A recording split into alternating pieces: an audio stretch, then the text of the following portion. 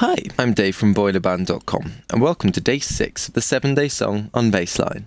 Yesterday in day 5, I taught you how to make 3 quick things: some pizzicato strings, a delayed piano, and a sweeping pad.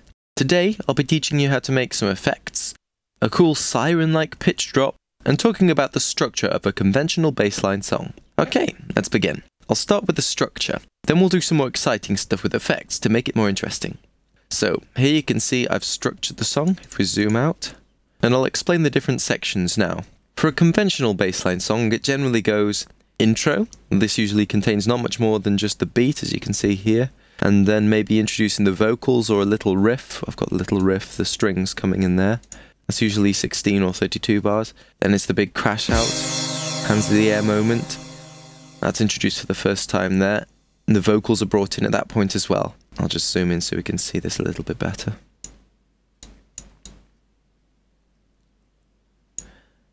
Then at the end I've got a simple kind of drum build into the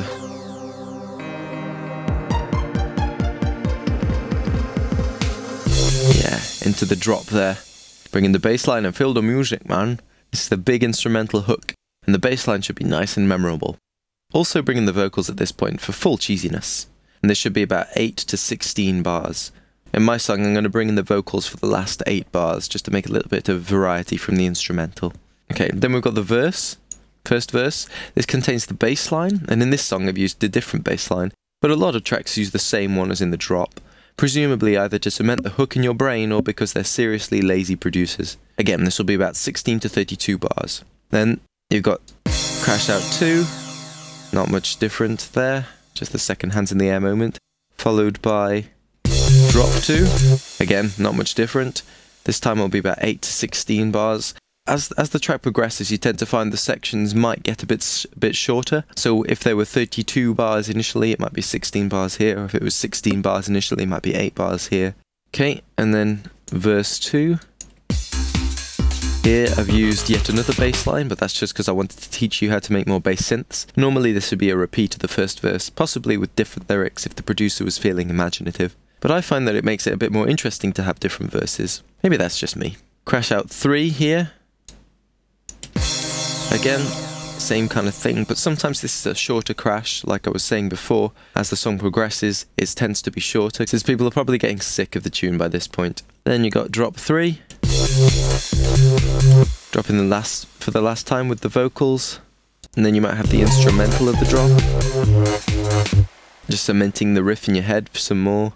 And then finally you've got the outro, which here, I've just got the sub-bass and that little pizzicato strings riff, just stripping them out at the end, and then you've just got the beat for 8 bars, and then here we've got a reverse cymbal into a crash out at the end, and that goes down to the drums just so the DJ can mix it into the next tune, and that crash is where the next tune finally kicks in. And that pretty much sums it up. You can see I've removed the kick drum at certain points. I'll see if I can zoom in to find that. Move across here, you can see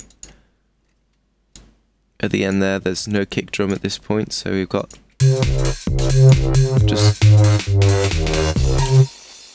cuts out there, so you've got the snare as a bit of a focal, and that'll make the vocals more of a focal point if they're in there as well. By removing certain elements of the percussion like that, you can make the track that bit more interesting to listen to.